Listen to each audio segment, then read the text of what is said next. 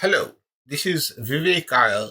I'm the acting director of the Institute of Social Proctology, and I want to put it on record that it is a considered opinion of the Institute, weighing all things together, that what we're seeing with the current uh, blowback, the current developments with regard to Zelensky, President Zelensky, blowing up on Friday.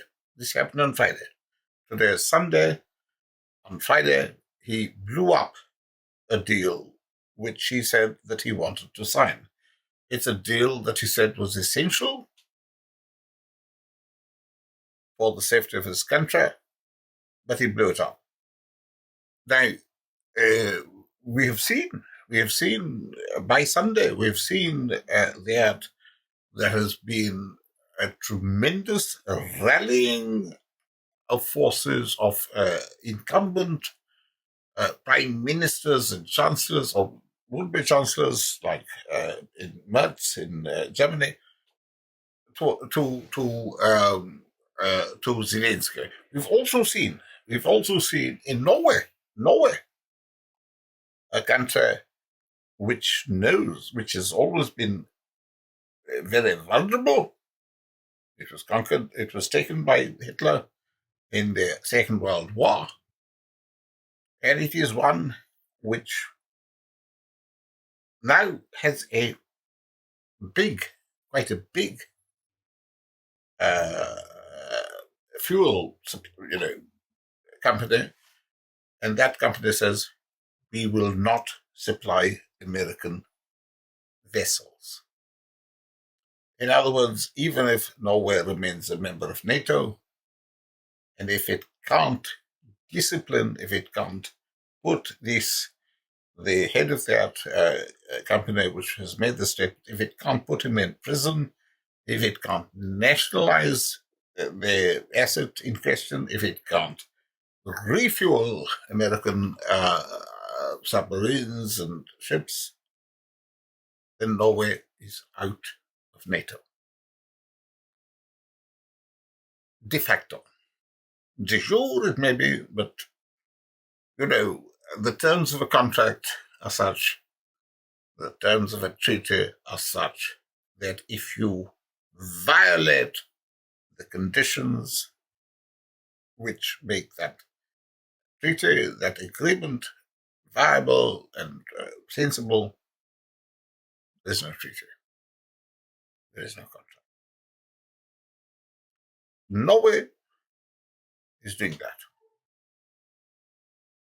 There is no more NATO. Zelensky, all those who back Zelensky, a comedian, a man who came from District 65 or whatever it might be, Rust Belt. He and his cronies and the chaps that he knew, they got control of the deeply rent extractive, corrupt, dysfunctional Ukrainian state. Now he says, oh, well, the Russians, they say that there are people in Ukraine who speak Russian, like Zelensky. Zelensky speaks Russian. It's his mother tongue. Did Zelensky actually do something that he said he'd do? He's a satirist. He was a comedian. Did he actually do anything? No, he didn't. He doubled down on the Ukrainization policy, which adversely affected Russian speakers. And what is the consequence? What is the consequence? He already knew that guarantees of sovereignty, guarantees mean as little as assurances do. And by the way, what's the story about the Budapest type assurances which are given when countries give up their nukes? what's the story about that? Well, one significant part of that story is that by 2013, they were known to be nonsense. So who violated those pacts or who made this clear in 2013? Was it Putin? No. Obama. What happens is that Belarus has economic sanctions, and they say, well, hang on, you said that you wouldn't do military or economic coercion. That's what you're doing. I said, well, really, we didn't say anything at all. Assurance doesn't mean shit. It means, anyway, we can say, well, we're not coercing the people. We're coercing the government.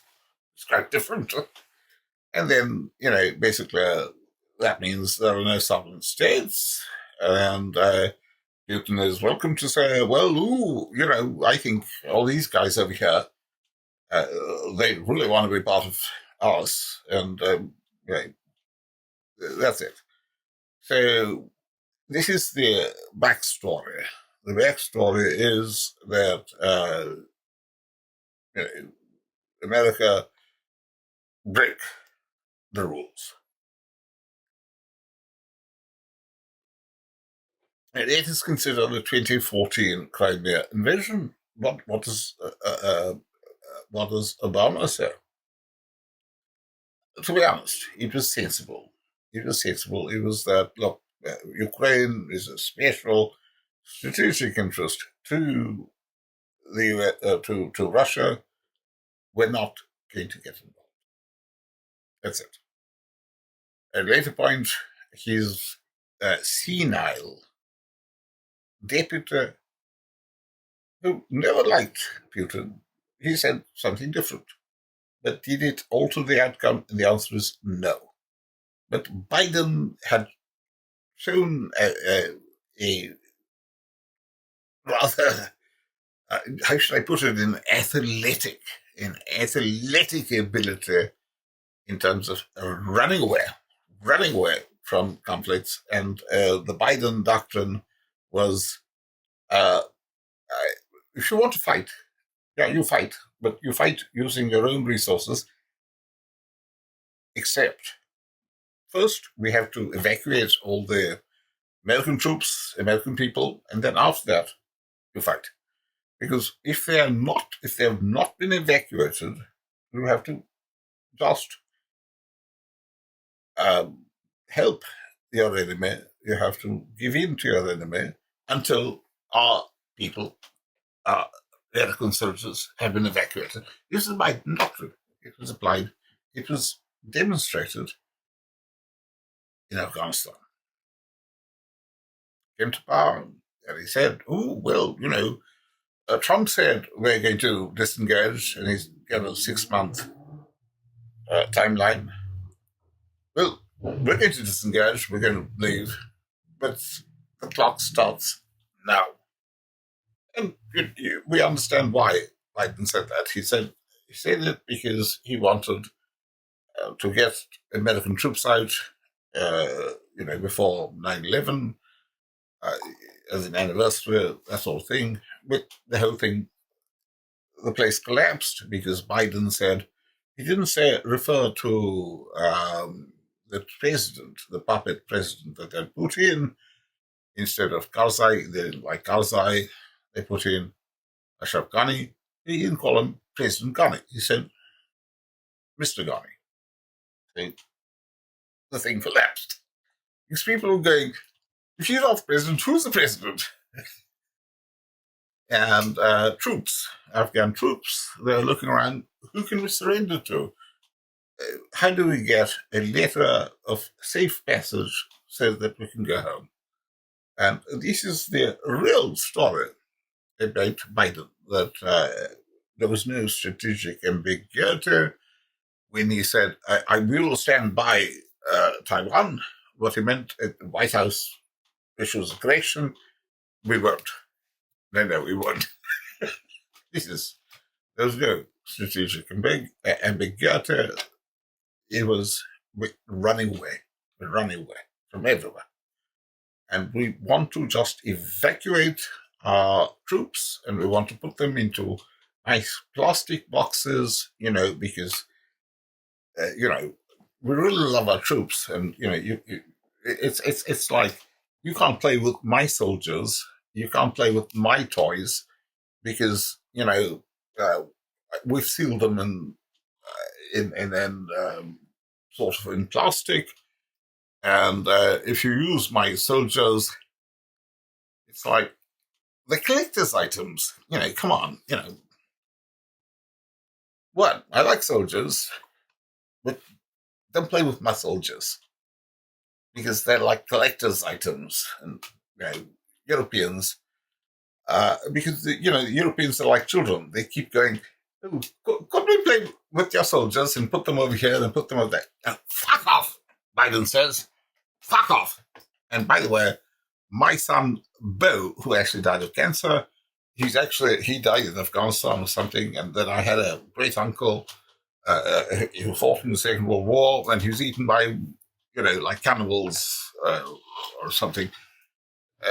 This was Biden. This was Biden.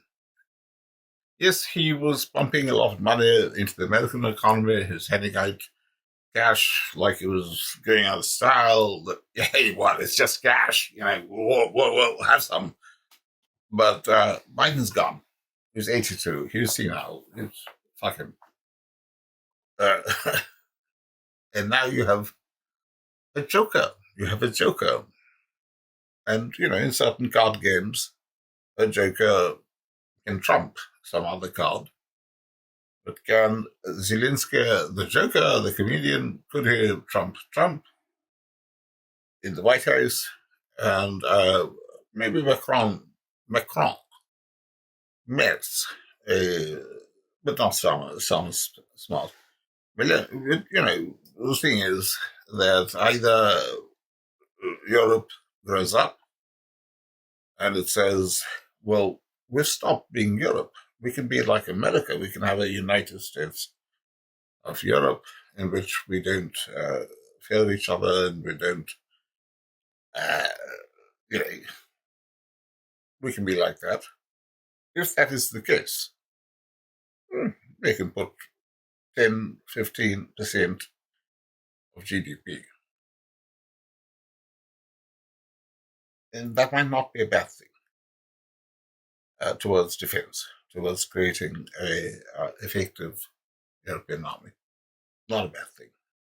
You see, if you have an army, a European army, what that means is that if there's an Orban or a Romania situation where the wrong guy got elected, just like the Warsaw Pact would send in the army and make sure somebody else was put in power. This is how you create a nation, a European nation.